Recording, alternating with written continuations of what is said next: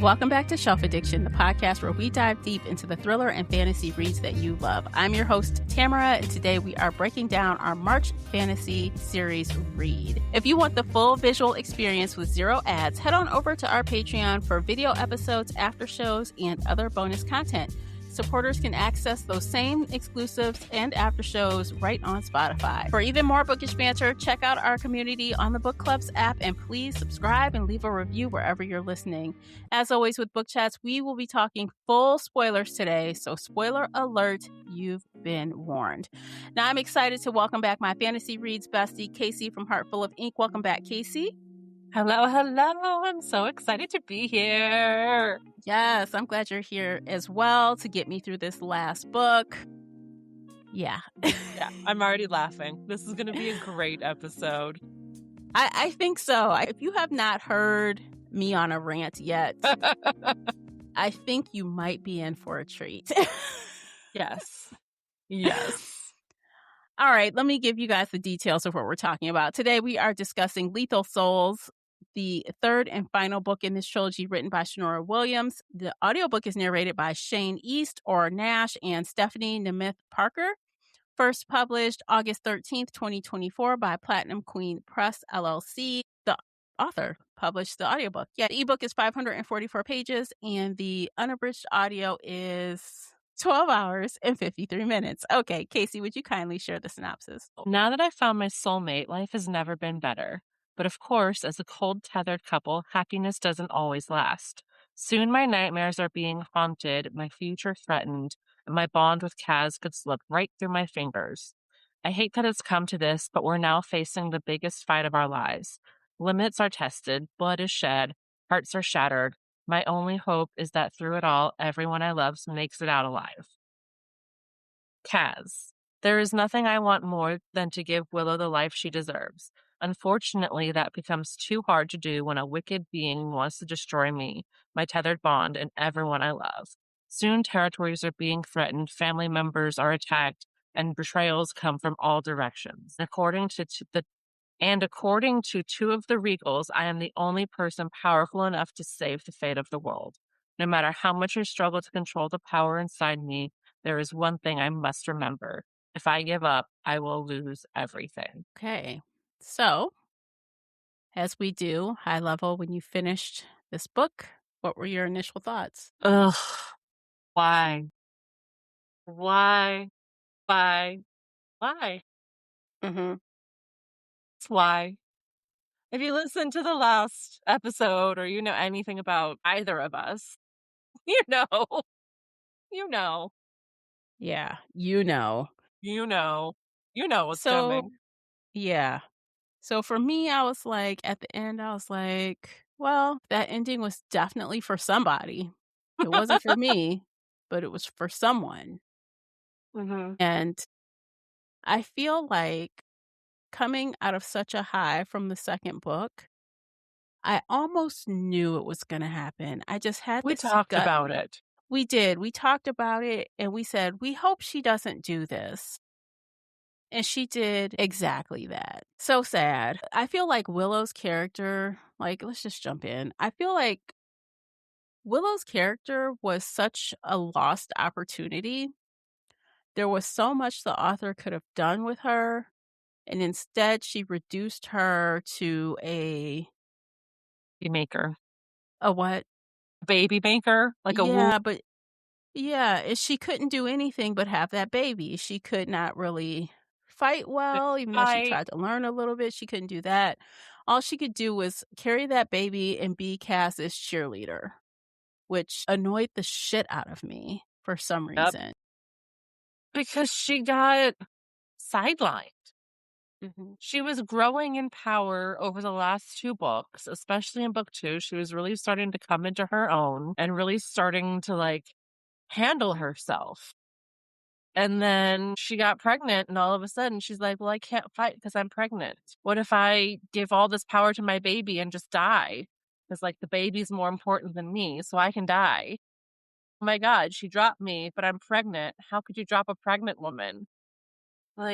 That's all. Pregnancy became her whole personality. And that's the problem more than anything. Like, we said time and time again on the podcast, we don't really care for the pregnancy trope in fiction books, especially like in these kind where it's war, it's It's fighting. It's like yeah, we're supposed to be take down evil. Who's got time to get pregnant? Like, exactly. yeah, it just ruined it. And then this whole thing, I have this baby with these other, abilities and I could die, maybe. But and that whole thing wasn't clear either. If I got some power, I could give more power to this already powerful baby and it could kill me. Mhm, But then at the end, she got all of Cora's power anyway and mhm. lived, and the baby was fine. Well, babies were fine, Babies. which again was something I kind of just the minute they were talking about names, I said, "Oh, it's going to be twins." They said a girl and a boy name, it's going to be twins. I knew it As soon immediately. as she threw up, I was like, "She's pregnant with twins," because she came from twins. They keep talking about the importance of twins. When will the twins be reborn? Right, She's right, pregnant and with now twins, right, and that's part of the answer as to her survival as well. They're saying, "Oh, twins split the power." which does not Yeah, make sense because they're like, when you give birth, the birthing will destroy you. right.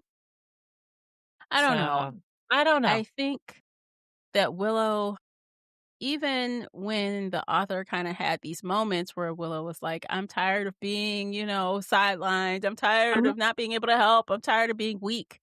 She had these moments here and there, but nothing would come of it. No. No, even when they were fighting in the basement dungeon room, the little girls did more than she did. The little girls, they're what, like 9, 10, the little twins? Yeah, They're itty bitty, and they yeah, took and they're down like, this "I'm ready to fight. monster I got my sword. worse. Let's go." Yeah, they did so much more damage than she did. I was like, "What the fuck, Willow?" Yeah, I was very disappointed with what she did to Willow. And I guess Cass as well. So Cass could not, for the life of him, get his life together unless he was being pep talked by everyone, Yep. He including had a Willow. lot of "I wanna give up" moments, but she had to be his cheerleader, and everybody had to be his cheerleader. Everybody had to hold his hand. Everybody had to help train him and get him through stuff, and it was just so I thought we were past this, like, with his character Apparently arc. not. I thought we were past this. I thought he was ready to kick ass. I thought he was ready to take names and fight, and all of a sudden, he's just like, "No, no." Nope. I've got this power in me, but I don't know how to access it unless, Willow's in extreme danger. Nothing Yeah, else works. nothing else works. If somebody says, "Jump over this fence," he's like, "I can't do that." And she's like, "Yes, you can. You have the power." And it takes Yeah, him 10 minutes to finally realize that he actually does have the power to do it. yeah. He's pretty whack. So both of these characters kind of tanked for me. Same. They were at this really high point. I was feeling really optimistic. And then all of a sudden, it felt like a different book. It felt like a different set of characters. Like, what the hell? You totally tanked them. Why would you do that? I know. We ended the last book on such a high. You and I both gave it, what, 5 stars? We Yes. were so excited. We loved it. We were praising it. We kept talking about how this is one of the best trilogies we've read in a long time. And then we get to book 3, and I was just like, what is this? Yeah. This does not feel like the characters we love. This does not feel like the the plot line we told was coming. Or, Mm-hmm. like it was just so mundane and boring and a lot of wallowing in self-pity and I can't do it. I have to give up. Mm-hmm. Which, yes, every once in a while, that's fine and normal in a book. I don't expect everybody to be at 100% all of the time, but it was Yeah. constant. Yeah. Like Even he at the never got final over the hump. battle, he needed to be constantly reassured. He needed to be constantly told to keep fighting. Mm-hmm. Like he couldn't find his own ambition. People are dying. At this point, he thought Willow had been killed. And to me, I mean, that could have been the ultimate last ditch effort for Uh-huh. him to suddenly just get his life together and wanna, you know, kill everything and everybody immediately, like, take her out, and it was like this whole, Drawn "Do not out. let her," She's like, even dying. She's Uri was dead. like, And they're "Don't like, let I her kill you." What are you doing? yeah. He's like, She's she's gonna dead. kill My you. Willow's dead. And they're like, yeah, you have to fight. You were the Mhm. last one. Fight for us. And he's like, I don't know. Can I do it? Can I? And I'm just like, oh dear God. That's what he should have done, just lay down and die. I mean, thankfully he didn't, but good Lord. Good I don't goddess. know. What the fuck? Yeah. Yeah, it wasn't good. I'm sure the author wanted us to really, I guess, have a good time with these war scenes, right? And she did the war scenes pretty good overall, but I think the constant, like we just talked about with Cass's character, it really brought it down. So Mm, it deflated all of the energy out of the scenes when yeah. he's constantly like needing reassurance and Uh-huh. you're Uh-huh. supposed to be the man. You're supposed to feel, you even look different now. The author has put it upon you to even grow by several feet, couple heads. You look different. You got different hair. You've got the spark in your eyes. You should be acting different. You should be Mm-hmm. acting like your shit doesn't stink and you're about to take him down. Instead, Yeah. you're acting like a child. Yeah. He had more gumption and badassery back in book one when Willow first appeared and he was like, who the fuck is this person? I'm gonna go to my bar and kill some people in front of you. Like Hmm. he did that with no hesitation whatsoever. And now he's like, I can't fight. I don't know what to do. Am I strong enough? Can I do this? Yes, doubts are normal, but I just wanted him to actually believe in himself for more than 2 seconds at a time and then Hmm. get pep talks from every single character around him. Hmm. Like one pep talk, yeah, that makes sense. But constantly, even throughout the battle with Cora going, you can do this. We need you to do this. Come on, do this. Let's do this. Get up and fight. We need you to fight. We're in the middle of a battle. There's dragons eating people. Please fight. Hmm. Like, Gets very no. tired. Yeah, very tiring. Yeah. I bet if I could imagine what the character Uri thinks, he probably was like, I picked the wrong guy. This is like painful. How many times do they have to tell him that Yuri picked him for a reason? Like, it was a Hmm. dozen times at least, right? If not At more. least. Yeah. It was so exhausting. Yeah. And it's such a I, letdown because we loved the first 2 books so much. Like, that's what I I'm know. really stuck on. I love the first 2 books so much, and now, like, I'm just complaining and shocked and disappointed in this last book. Yeah. It's a huge difference. And I don't know, like, did the author run out of steam and she was just trying to get it to the finish line? I don't know. Or did she really envision this for these characters? And if she did, I don't know if really like the writing because I feel like there were some undertones of things I also didn't care for, like this whole pregnancy thing and like how she was willing to sacrifice herself for this pregnancy at any cost. Oh my I didn't really god. like that. Save me from quote unquote "selfless women" who will Yeah. sacrifice themselves for the baby that is literally a Mhm. sack of cells at, what, 6 weeks? I think she was only Yeah. 6 weeks pregnant at the time, so, like, it's just a sack of cells. Yeah. And they said, "Oh, you'll probably die." But Like, "Good, let me die." yeah, she was gonna like just give me whatever happens, I'll die. And then Cass was like, "Why would you do that?" You know, he acted mad Yeah. like a little kid about it. But, ultimately she didn't do it after they talked her off the ledge. She was gonna do it. But I don't know. Something about that kind of just rubbed me the wrong way. And to come off of the two main characters for a second, I don't know. Did you catch the whole incest stuff that was thrown in there? Yeah. Yeah. Huh? Yeah. I'm like, so the gods are sleeping with each other? The sibling gods are hooking up? To be fair, and Willow pointed this out too, the Greek gods, which they are somehow connected with because they aren't the same, also had so much incest and slept together. And, it's fucking weird. But I don't know. I just was like, oh, and it was just like, not a big deal. Oh, okay. That was your man too? Okay, got it. Let's carry on. Oh, there were just so many little things that just did not hit right for me. okay, this is not a little thing, but what about Yeah. Warren? Like, that pissed me the fuck off. Yeah. Kept hoping. So, in my mind, if we don't see a body, the person is not dead, because that is so true. 99% of all books and movies, if you don't see a body, they come back to life. We've seen Mm-hmm. it happen countless times on this podcast. Like, we've seen this happen. We never saw them actually kill Warren.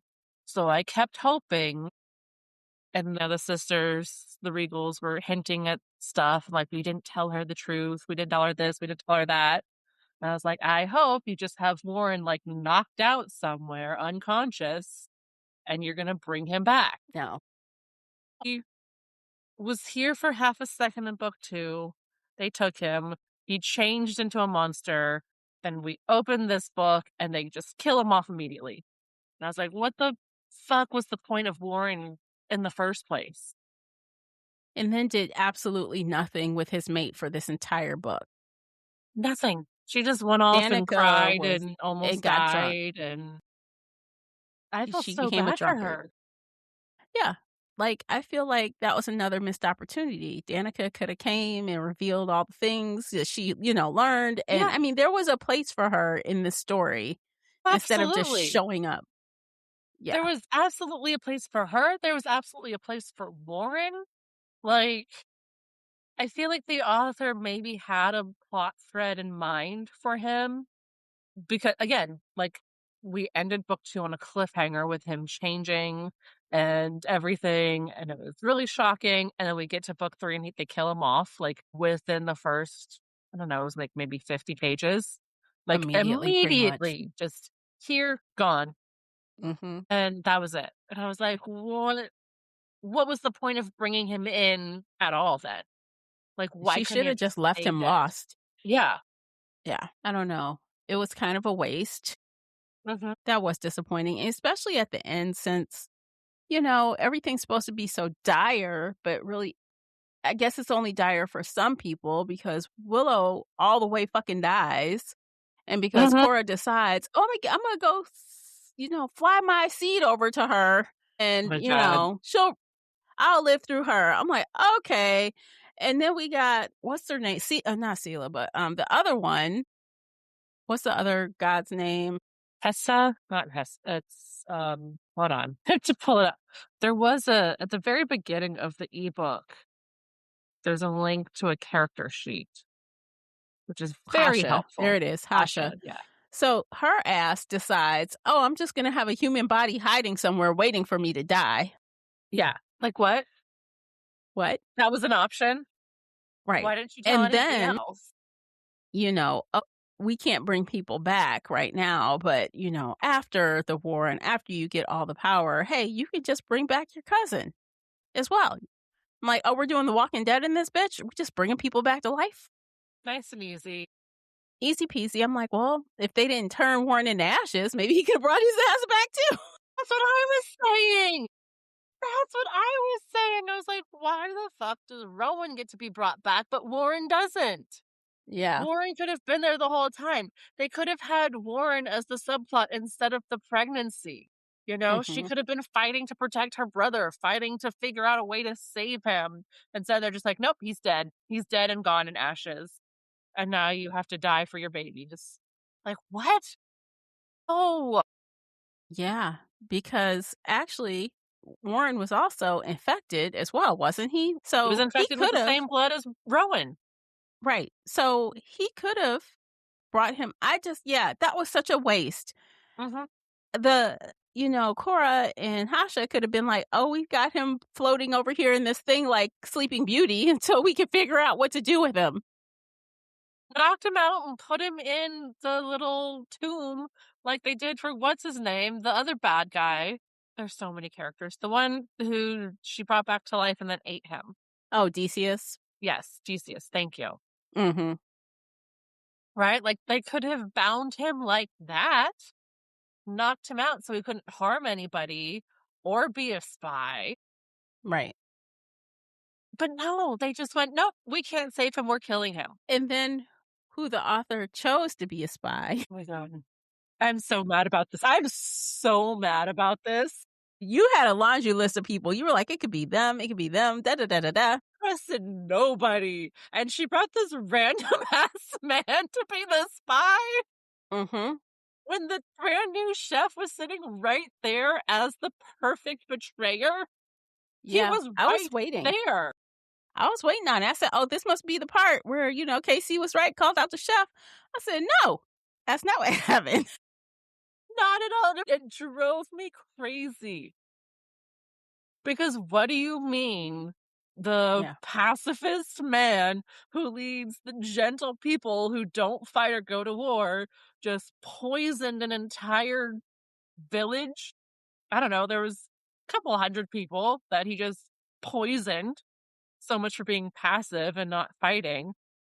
All for the sake of maybe getting his wife and child back. And who died was over like, she a lied. decade ago, maybe 2 decades ago. Yeah. So it's not like whose body is laying around. I guess you just expect her to just make it up out of thin air. Stars. I guess so. Like, what? What? It didn't even make sense. Why would he want that? I don't know. I guess because he's been living under her influence for so long, like this whole time, that he was already technically infected and it was easy for her to manipulate him again. But it made no sense. Mm-mm. It was the worst, one of the worst reveals of a betrayer that I've ever read. And then the author had Cass run through his allies, especially old girl. She like, you know me. And then he would have, what's her face, dig through her brain. She was pissed the fuck off. And she should have been. She should be. She should be. Oh, rifle through my head like that. Okay. But she forgave him as well. She's like, it's fine. Of course. Everybody forgives Kaz. Yeah. Even though he's a dick, they just love him and forgive him. Immediately. Always. Forever. Right. Okay, let's take a quick break because obviously we're disgusted. We're going to take a little breather and you're going to support us by listening to those commercials. And by doing that, you're going to give us a couple pennies. And then when we come back, we're going to finish this conversation and we are going to give our rating and we'll share what we're reading in our next fantasy series. So come right back.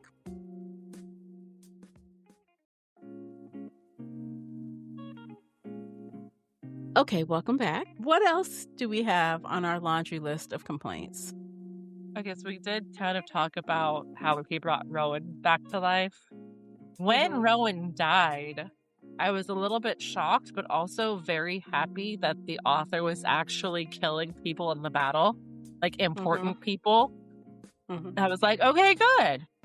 It sucks, it hurts, but this is a good thing because not everybody's going to survive a battle. And then they brought him back to life, and I didn't my words. Yeah. And then all the women, so Willow, her sister-in-law, whatever her name is, I can't remember, Juniper, and their mother, they get stashed away with the kids like, oh, human women and children can't fight. Go hide. Oh, not the pregnant woman. Not the pregnant woman. Who, by the way, is not even showing. She's not stumbling around full with a big belly. She's fully capable. She's still in the first trimester. I think she was like maybe 11 weeks. And 10, 11 weeks. Yeah. And supposedly she was spending time with Cora, learning how to use a sword. She was fighting. She even took her doubt out of her brain so she could fight a little better. Which is good.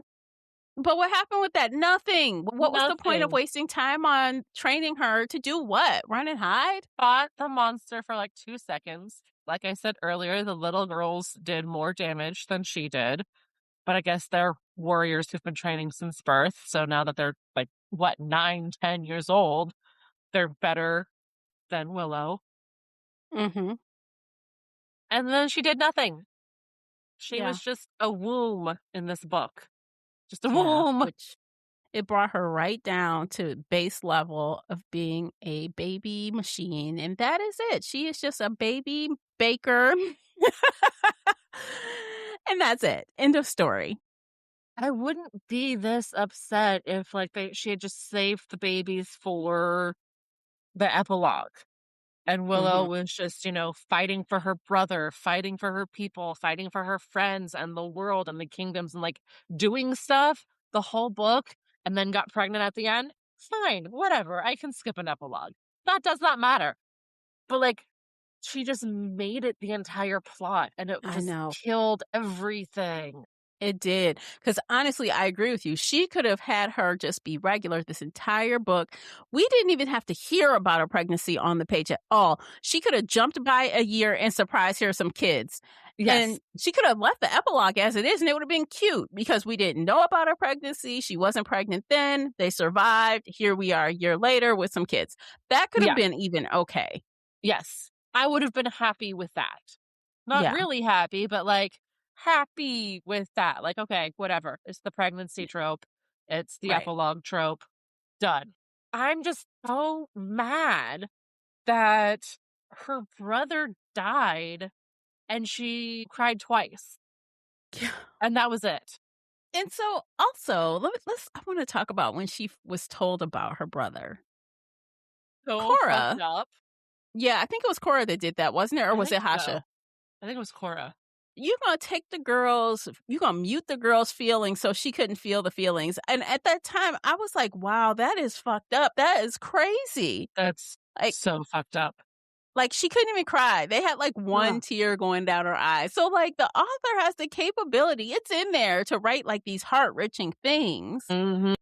But then it turns and it's like a different book all of a sudden. It was so weird.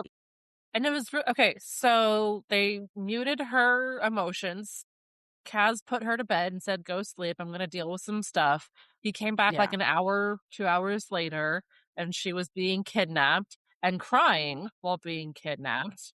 Obviously having some emotions, not Yes. completely dead to the world as like when he Right. put her to sleep and she's like, "I can't feel anything." So, inconsistencies there. She Mhm. wakes up 2 days later. It should have worn off. It still takes another hour, 2 hours for it to wear off after her bath, and then all of a sudden she's crying and she's like, "Everybody dies because of me." And I was like, "You should be crying because they just murdered your brother and then took away all of your emotions and wouldn't let you feel it because they said you were gonna be rash."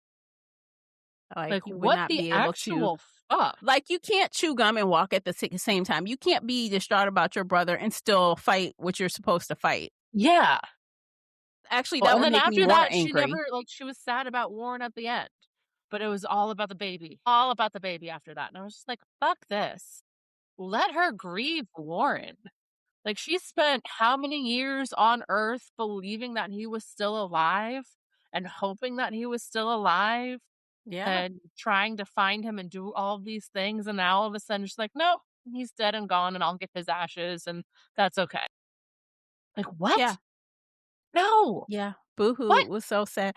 And at the end there, they just totally let the author decide to let Danica just, like, Die. lay down and fucking just die. I just That she ran away as soon as he turned into a monster, but did not go tell anybody that he was a monster. She was gone and hiding for months, doing Mhm. who knows what. She could have been finding a cure, but didn't, I guess. And then she comes back at the end to fight and die. Like, what? Mhm. I know I didn't trust her, but I feel so bad for her character. Like, she deserved so much better. I agree. Like, she coulda I don't know, anything Would have been better. Actually, I would have preferred Okay. I would have liked to switch completely the story Uh-huh. around. I would have Yes. preferred for Danica to be pregnant, Ooh. and then, of course, they are protecting her because that's my niece or nephew in there. We gotta save the world, and this is all that's left of my brother. Would have been a much better plot line. Yes. Yeah, Yeah. I could get behind that. a bit more interesting, and I think that Willow would have fought just as hard. Absolutely. Abso-fucking-lutely. That's her brother's baby. She would do Yeah. anything for her brother Mm-hmm. before book 3 started. I don't know. Right. Yeah. Yeah, I no, don't that would have know. been really good too.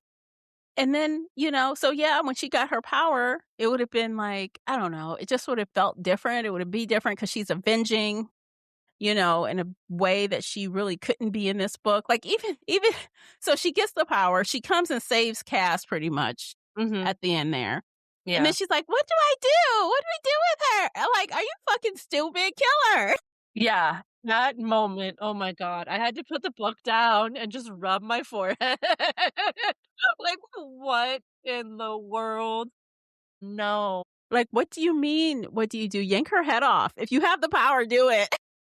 Yeah. Save the day. Yeah. Like, what is even happening? I know. So you still got the power, still don't know what to do, silly girl. Ugh.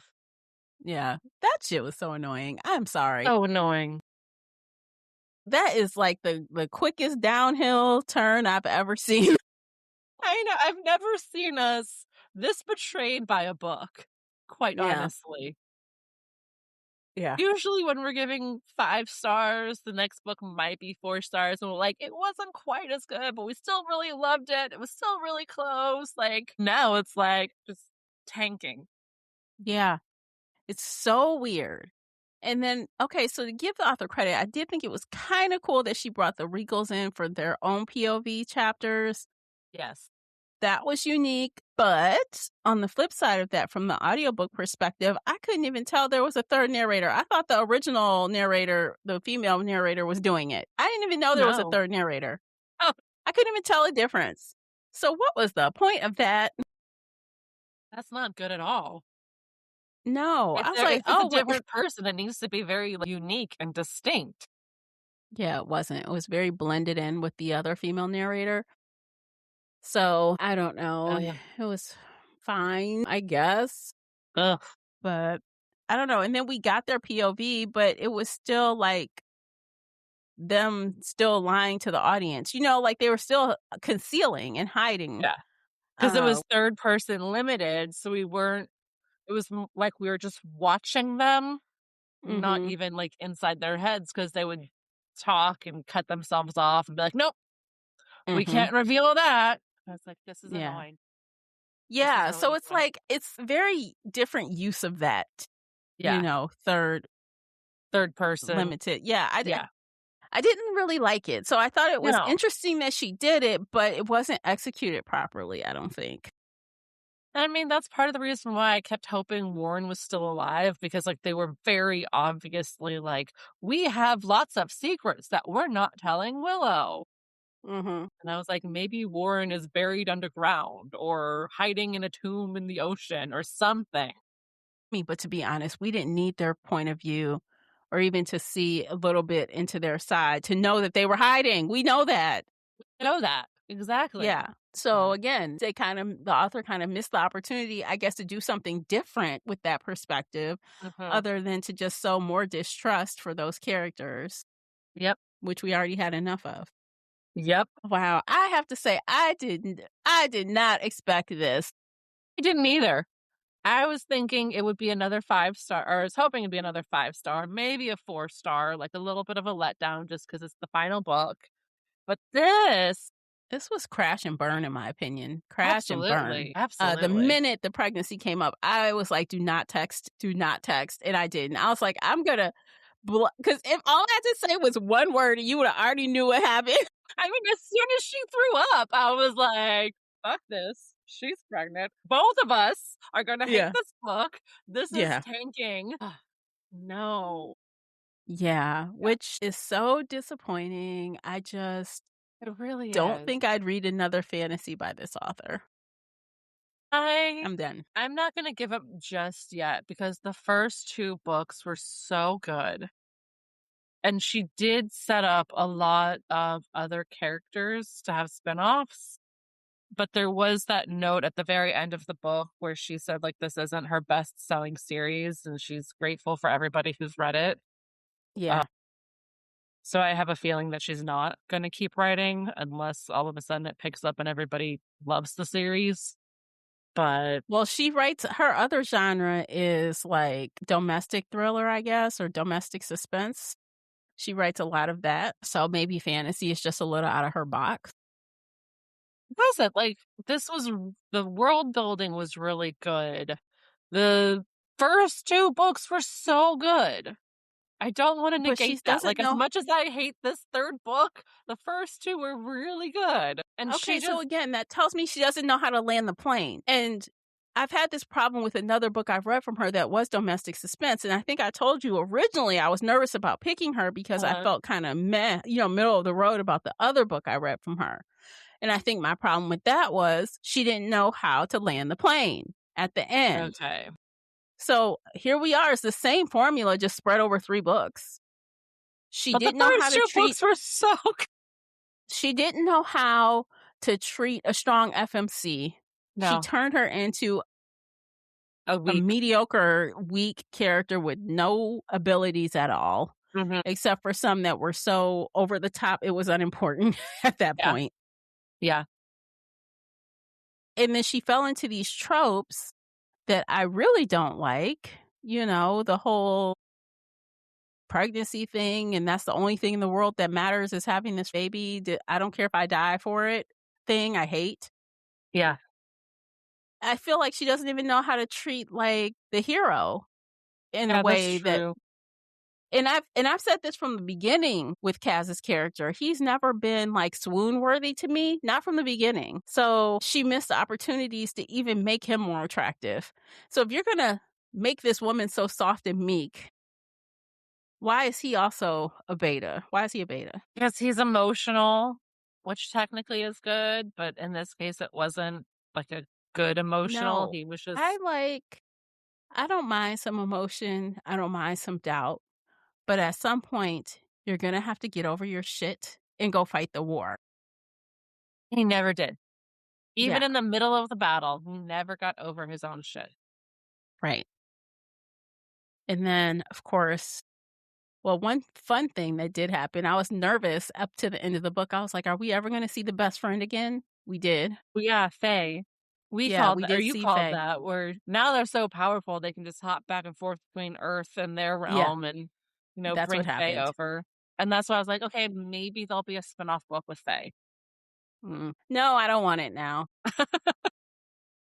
I don't, because they're gonna turn Faye she's gonna turn Faye into some driveling, sappy soul, and, Not. I don't know. It's just Ugh, disappointing. But, yeah, we did get the wedding, but I have to admit the vows were definitely the vows that we didn't really hear Willow's vows, but we no. heard Kaz's vows, and it was very long. It was a long I think it was, like, 2 pages of vows, Yeah. No, he 2.5 he went pages. on and on and on.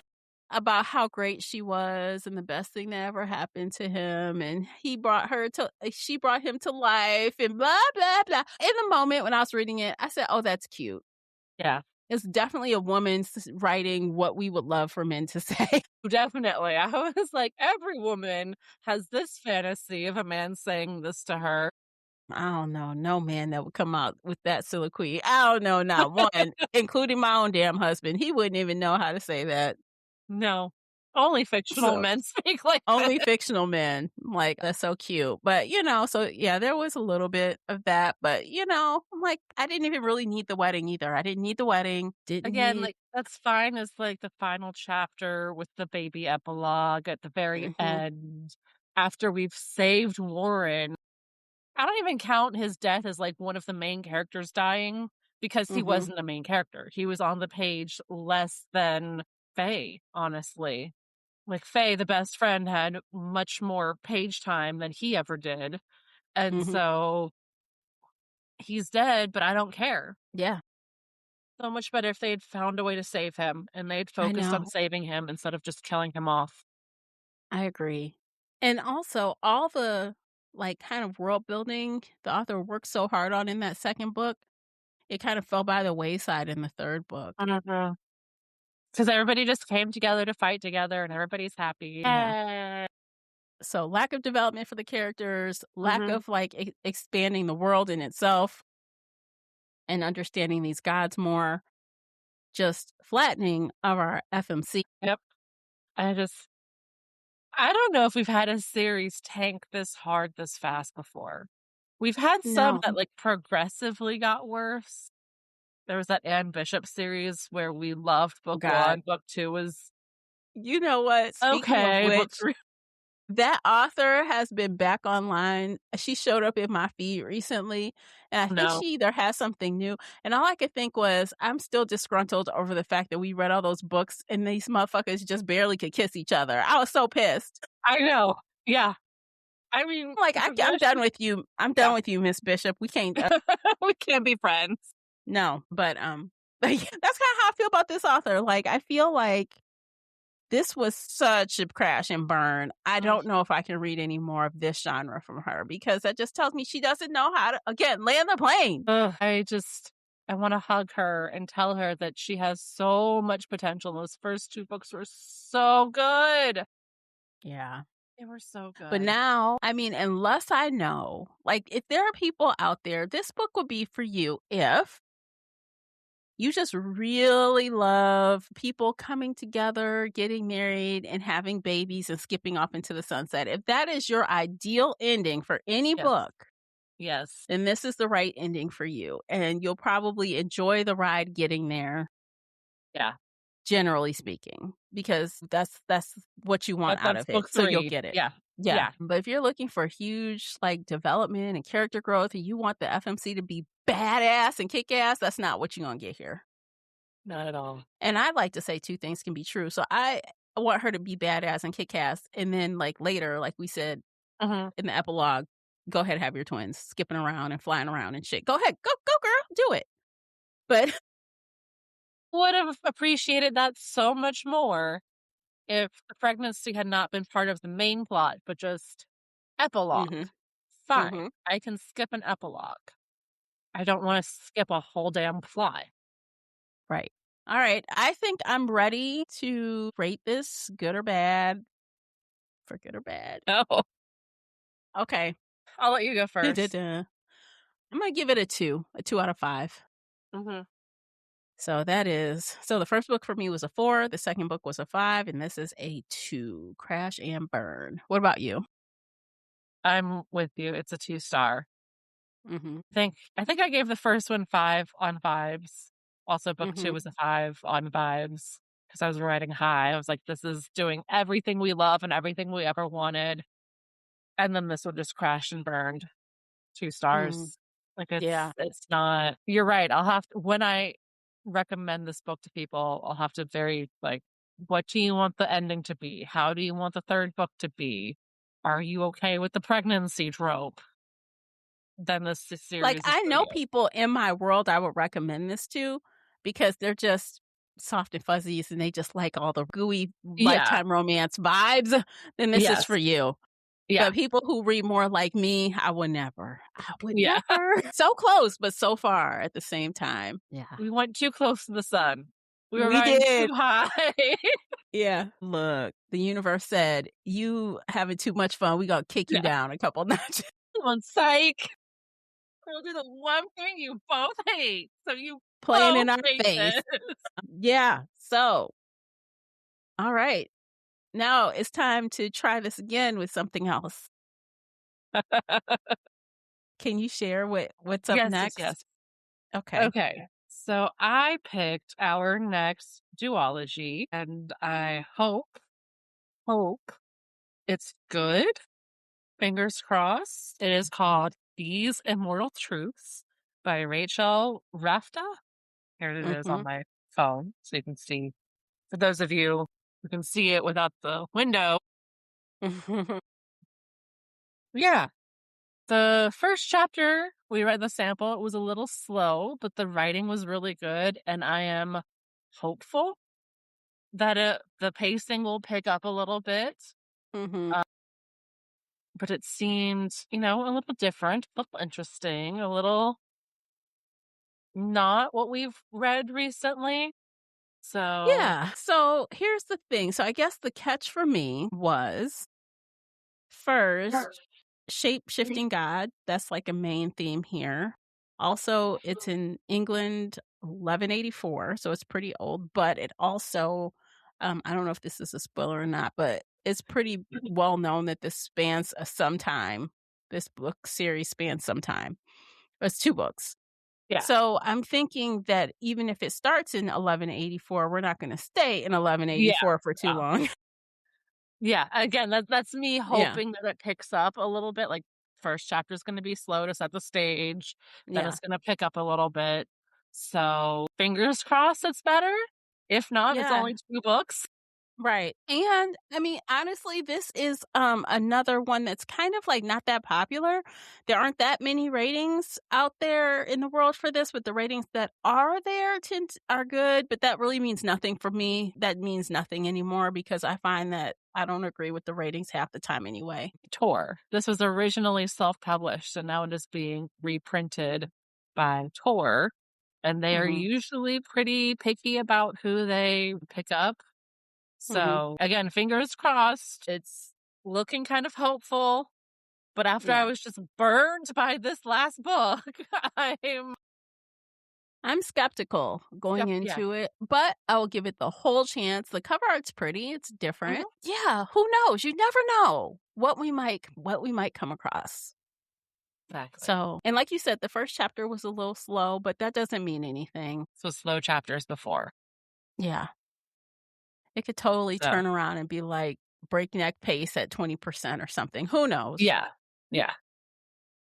Actually, this is a great time for you guys to join us over on book clubs because you still have time to join and talk with us about this book. So if you read it and you thought, man, Tamara, Casey, I don't know what the fuck you guys are talking about. That shit was still amazing. Let's come to book club because I know that there are other people that also felt like this. And what's great about book club is everyone shares their opinion, and sometimes we end up being softer on a book after other people convince us that it's really great. Yes, that has happened in book club. And it also has happened that everyone thinks the same thing and we just rage for an hour. That has also happened. So come along and see what's going to happen this time. I have a feeling that a good portion of the book club will agree with us. And there may be 1 or 2 outliers, but based on the conversation I've seen on the Discord, we've got at least 2 people side with us. So we'll see how that goes. And then, of course, also it's a great time to join so you can start our next series with us and be involved from day 1. And you won't have to do any catching up or anything like that. So, yeah. Okay. I think that's all I got for today. What about you? That's all I have for now. Okay. Well, this has been a great episode. Fun time talking trash, as always.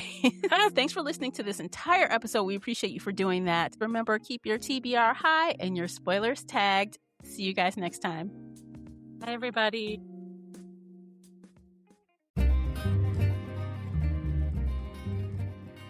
Did you enjoy today's episode? If so, please head over to Apple Podcast or Spotify and leave a positive 5-star review. It's a simple action that makes a big difference. You can also like this episode on your favorite podcast player or share it with your fellow bookworm friends on social media.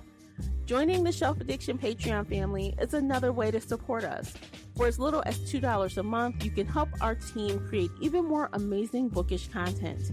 If Patreon isn't your thing, consider becoming a supporter on the Spreaker app for just $5 a month and gain access to exclusive audio-only content.